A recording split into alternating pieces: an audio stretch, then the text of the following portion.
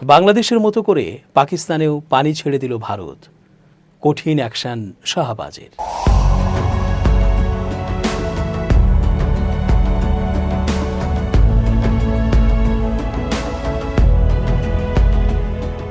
আসসালামু আলাইকুম প্রিয় দর্শক, আমন্ত্রণ আজকের আলোচনায়। চেঞ্জ টিভির আন্তর্জাতিক চোখ অনুষ্ঠানে এস জে রতন স্বাগত জানাচ্ছি। এক বর্বর রাষ্ট্র ভারত, ঠিক ওই ইসরায়েলের মতোই। ভারতের মোদির কোনো নীতিজ্ঞান নেই। প্রতিবেশীর সাথে সখ্যতা আগে, এমন একটি কথা তাদের দেশে বেশ প্রচলিত থাকলেও বাস্তবে তারা এটা বিশ্বাস করে না। তাই যে কোনো অজুহাতে অথবা কোনো কারণ ছাড়াই যখন তখন চুক্তি ভেঙে পানি ছেড়ে দেয় ভারত। উজানের দেশ হওয়ায় তারা বরাবরই নিজেদের মতো করে ডোবায় ভাষায় ভাটিতে থাকা বাংলাদেশ, পাকিস্তান সহ অন্যান্য দেশগুলোকে হাসিনা ক্ষমতায় থাকাকালীনও তেমনটাই করেছে। আবার হাসিনা পালিয়ে যাবার পরই পানি ছেড়ে দিয়ে বাংলাদেশে বন্যায় ভাসিয়েছে ভারতের মোদী সরকার। বাংলাদেশের মানুষের মতের বিরুদ্ধে যে এক কুখ্যাত মাস্তান হাসিনাকে ঠাঁই দিল ভারত, এটা তার দোষ না? এখন ভারত নিয়ন্ত্রিত জম্মু কাশ্মীরে হামলার ঘটনায় পাকিস্তানকে সন্দেহ করছে ভারত। বরং ভারতকে জবাব দিতে হবে সন্ত্রাসীদের মদত কারা দেয়। ওই ভারতই তো দেয়। উদাহরণ তো একটা দিলামই, এরকম আরও বহু উদাহরণ আছে। ভারত নিয়ন্ত্রিত কাশ্মীরের পেহেলগামে বন্দুকধারীদের হামলার পর হঠাৎ পানি ছেড়ে দেয় পাকিস্তানের কাশ্মীরে ভয়াবহ বন্যা দেখা দেয়। রোববার পাকিস্তানের লাহোর ভিত্তিক সংবাদ মাধ্যম দুনিয়া নিউজ.টিভিতে সংবাদটি প্রচার হয়। বন্যার কারণে আজাদ কাশ্মীরের রাজধানী মুজাফফরাবাদে পানি নিয়ে জরুরি অবস্থাও ঘোষণা করা হয়েছে। বিভিন্ন সংবাদ মাধ্যমে উঠে এসেছে পাকিস্তানকে কোনো ধরনের পূর্ব সংকেত না দিয়েই মুজাফফরাবাদের হাতিয়ান বালা এলাকায় ঝিলম নদীতে অতিরিক্ত পানি ছেড়েছে ভারত। এই হঠাৎ পানি প্রবাহের কারণে মুজাফফরাবাদ প্রশাসন জরুরি ভিত্তিতে পানি জরুরি অবস্থা ঘোষণা করেছে। ভারত পানি ছেড়ে দেয় ঝিলম নদীতে হঠাৎ করে ভয়াবহ বন্যা দেখা দেয়। ফলে স্থানীয়দের মধ্যে আতঙ্ক ছড়িয়ে পড়ে। নদীর তীরবর্তী বসতি থেকে স্থানীয়দের নিরাপদ স্থানে সরে যেতে বলা হয়। কোনো ধরনের আগাম নোটিশ ছাড়া পানি ছেড়ে দেয়া আন্তর্জাতিক আইন এবং দুদেশের মধ্যে পানি ও নদী ব্যবস্থাপনা চুক্তির সুস্পষ্ট লঙ্ঘন। ভারতের এই আচরণ পাকিস্তানের জনগণের জীবন ও সম্পদের ওপর সরাসরি হুমকি তৈরি করেছে। ভারতের শত্রুতামূলক আচরণের আরও একটি উদাহরণ প্রকাশ পেয়েছে। প্রসঙ্গত 1960 সালের সিন্ধু নদের পানি চুক্তি অনুযায়ী নদীতে পানি প্রবাহ সংক্রান্ত যে কোনো বড় সিদ্ধান্ত সম্পর্কে উভয় দেশ একে অপরকে আগে থেকেই অবহিত করার বাধ্যবাধকতা রয়েছে। ভারতের এই অপ্রত্যাশিত পানি ছড়ার ঘটনায় পাকিস্তানে ক্ষয়ক্ষতির আশঙ্কা বেড়ে গেছে। ভারত ও পাকিস্তানের মধ্যে থাকা সিন্ধু নদের একটি উপনদী হল ঝিলম। পাকিস্তানের সঙ্গে থাকা সিন্ধু নদের পানি চুক্তি স্থগিত করেছে নয়াদিল্লি। ভারত হুমকি দিয়েছে পাকিস্তানকে সিন্ধু নদের এক ফোঁটা পানিও দেয়া হবে না। অপরদিকে পাকিস্তান বলেছে সিন্ধুর পানি প্রবাহ আটকানোর চেষ্টা করা হলে এটিকে তারা যুদ্ধের ঘোষণা হিসেবে বিবেচনা করবে। তারা সামরিক ব্যবস্থা নেওয়ার ঘোষণা দেয়। কাশ্মীরে হামলার পর পাকিস্তানের সঙ্গে সিন্ধু নদের পানি বন্টন চুক্তি বাতিল করেছে ভারত। অন্যদিকে পাকিস্তান আগেই পাল্টা হুঁশিয়ারি দিয়েছে পানি আটকে দেয়াকে যুদ্ধের ঘোষণা হিসেবে গণ্য করা হবে। পানি নিয়ে ভারতের বাড়াবাড়ি বরদাস্ত করা হবে না। এমন অবস্থায় আবারও সিন্ধু নদের পানি ইস্যুতে কড়া হুঁশিয়ারি দিয়েছে পাকিস্তান। পাক প্রধানমন্ত্রী শাহবাজ শরীফ বলেছেন, পাকিস্তান যে কোনো মূল্যে পানির অধিকার রক্ষা করবে। শনিবার এই তথ্য জানিয়েছে পাকিস্তানের সংবাদ মাধ্যম জিও নিউজ। প্রধানমন্ত্রী শাহবাজ শরীফ বলেছেন, পানিকে অস্ত্র হিসেবে ব্যবহার করা মেনে নেওয়া হবে না। যে কোনো মূল্যে পাকিস্তানের পানির অধিকার রক্ষা করব। শনিবার ইরানের প্রেসিডেন্ট মাসুদ পেজেশকিয়ানের সঙ্গে টেলিফোনে আলাপকালে পাকিস্তানের প্রধানমন্ত্রী এ মন্তব্য করেন। শাহবাজ শরীফ স্পষ্ট করে বলেন, কাশ্মীরের পেহেলগাম হামলার সঙ্গে পাকিস্তানের প্রত্যক্ষ বা পরোক্ষ সম্পর্ক নেই। 2 দশক ধরে পাকিস্তানি সন্ত্রাসবাদের শিকার। এতে হাজার হাজার মানুষের প্রাণহানি এবং বিপুল অর্থনৈতিক ক্ষতি হয়েছে। তিনি আরও জানান, পেহেলগামের ঘটনা পাকিস্তান নিরপেক্ষ মাধ্যমে তদন্তের জন্য প্রস্তুত রয়েছে।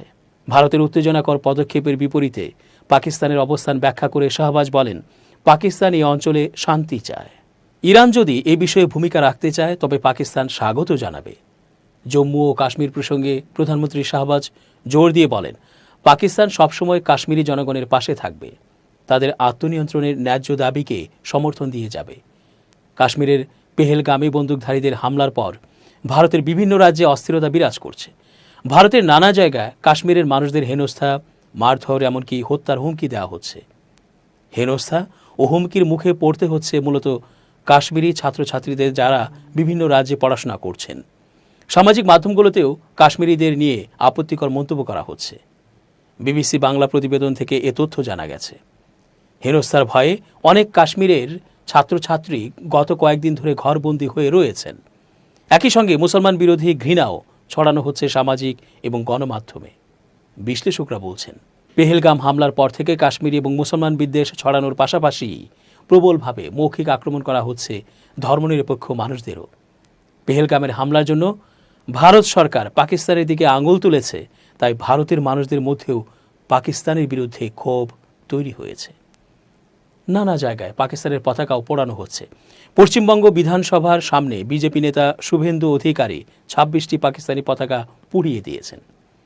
আবার ত্রিপুরার আগরতলাতেও বিশ্ব হিন্দু পরিষদ পাকিস্তানের পতাকা পুড়িয়েছে। সামাজিক মাধ্যমগুলোতে নানা ভিডিও দেখা যাচ্ছে, যেখানে রাস্তায় মানুষের চলাচলের পথে পাকিস্তানের পতাকা সাঁটিয়ে দেওয়া হচ্ছে, যাতে তার ওপর দিয়েই মানুষ হাঁটতে পারেন। সামাজিক মাধ্যমে ছড়িয়ে পড়া একটি ভিডিওতে দেখা গেছে উত্তরাখণ্ডের দেরাদুনের এক ব্যক্তি, যিনি নিজেকে হিন্দু নামধারী একটি সংগঠনের নেতা বলে দাবি করছেন এবং বলছেন যে কাশ্মীরিদের দেরাদুনের যেখানেই দেখা যাবে অবশ্যই তাদের ব্যবস্থা হবে।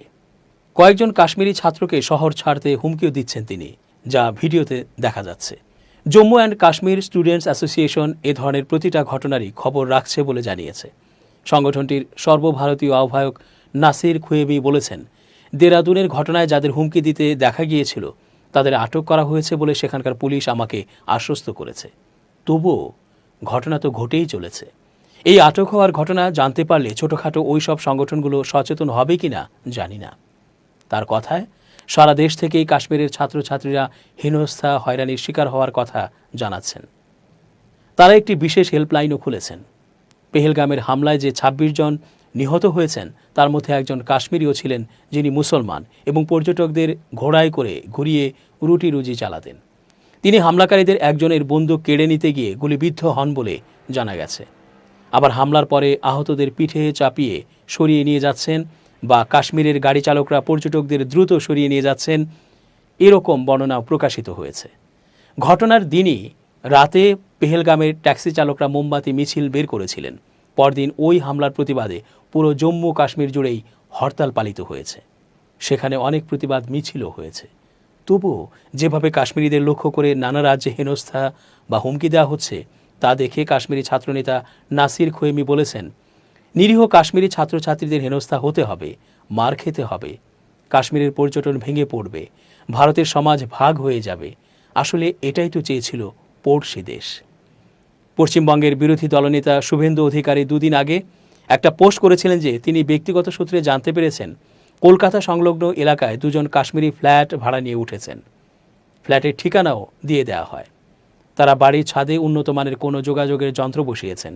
এই তথ্য উল্লেখ করে রাজ্য পুলিশকে ট্যাগ করে তদন্ত করারও অনুরোধ করেন তিনি। স্থানীয় পুলিশ বিষয়টি নিয়ে তদন্ত করে এবং পরবর্তীতে রাজ্য পুলিশ সামাজিক মাধ্যমে একটি পোস্ট দিয়ে জানায় যে ফ্ল্যাট ভাড়া নেওয়া ওই দুই ব্যক্তির কেউই কাশ্মীরি নন। তাদের দুজনের একজন হিন্দু ও একজন মুসলমান এবং তারা মধ্যপ্রদেশের বাসিন্দা। ওই দুই ব্যক্তি প্রকৌশলী এবং পশ্চিমবঙ্গে ব্যবসার জন্য এসেছেন। ব্যবসার জন্য জমিও নিয়েছেন তারা, এটাও জানায় পশ্চিমবঙ্গ পুলিশ। বাড়ির ছাদে যে যন্ত্র বসানোর কথা বলেছিলেন মিস্টার অধিকারী, সেটা আসলে হাই স্পিড ব্রডব্যান্ডের অ্যান্টেনা। পেহেলগামের হামলার বিস্তারিত বর্ণনা সামনে আসার পর জানা যায় যে হত্যাকারীরা পর্যটকদের ধর্মীয় পরিচয় জানতে চেয়েছিল। নিহতদের মধ্যে বেশিরভাগই হিন্দু। এই বর্ণনার পরেই মুসলমান বিদ্বেষ ছড়িয়ে পড়তে বেশি সময় লাগেনি। হিন্দুত্ববাদী প্রচার যন্ত্র সামাজিক মাধ্যমে মুসলমান বিদ্বেষ ছড়াতে থাকলেও ভারতের সব মুসলমান রাজনৈতিক ও ধর্মীয় নেতাই কিন্তু পেহেলগামের হত্যাকাণ্ডের নিন্দা করেছেন। কলকাতা হোক বা কাশ্মীর, মুসলমানরাও সন্ত্রাসবাদের বিপক্ষে স্লোগান তুলে মিছিল করেছেন। আসাম সহ কয়েকটি রাজ্য হাতে গোনা কয়েকজন মুসলমান উস্কানিমূলক পোস্ট করে গ্রেপ্তার হয়েছেন। কিন্তু মুসলমান বিদ্বেষ প্রবলভাবে ছড়িয়ে পড়া কমেনি, বরং বেড়েছে গত কয়েকদিনে। হিন্দুত্ববাদী রাজনীতির গবেষক স্নিগ্ধেন্দু ভট্টাচার্য বলেছেন, এর আগে পুলওয়ামায় কেন্দ্রীয় বাহিনীর সদস্যদের বাস বিস্ফোরণ ঘটিয়ে উড়িয়ে দেয়া অথবা কাশ্মীর থেকে ৩৭০ ধারা তুলে নেওয়া ইত্যাদির বড় ঘটনার সঙ্গে পেহেলগামের ঘটনার একটা ফারাক আছে। পুলওয়ামায় আক্রমণটা হয়েছিল সশস্ত্র বাহিনীর ওপরে, তাই মানুষের রাগটা ছিল পাকিস্তানের ওপরে। জাতীয়তাবাদটাই সেখানে প্রাধান্য পেয়েছিল। হিন্দুত্ববাদী ইউটিউবার পিনাক পানি ঘোষ বলেছেন, মনে রাখতে হবে সেকু মানে কিন্তু ধর্মনিরপেক্ষ বা সেকুলার নয়। সেকু হলো যারা সুবিধা মতো স্বধর্মের পরিচয় দেন এবং সুবিধা নেন, হিন্দু পদবি ব্যবহার করেন অথচ বলেন আমি মানব ধর্মে বিশ্বাসী। এরা মূলত মাকু এবং সম্পূর্ণ হিন্দু। মুসলমানরা কখনোই সবসময় স্বধর্মের নিন্দা করেন না। স্নিগ্ধেন্দু ভট্টাচার্য বলেছেন, ধর্মনিরপেক্ষ মানুষদের এত প্রবল আক্রমণ একেবারেই নতুন। মুসলমানদের বিরুদ্ধে ঘৃণা ছড়াতে আগেও দেখা গেছে, তবে ধর্মনিরপেক্ষ চিন্তার বিরুদ্ধে এই পরিমাণ ঘৃণার বিস্ফোরণ আগে দেখেনি মানুষ। আমার মনে হয় মুসলমানদের ওপরে সংখ্যাগুরুর যে বিদ্বেষ যতটা ছড়ানো যেত সেটা করতে পারছে না হিন্দুত্ববাদী প্রচার যন্ত্র, কারণ মাঝখানে এই ধর্মনিরপেক্ষরা একটা ঢাল হয়ে কাজ করছেন। এবারের আক্রমণ তাই মুসলমানদের সঙ্গে ধর্মনিরপেক্ষদেরও। দর্শক, আজ এ পর্যন্তই। শুভকামনা।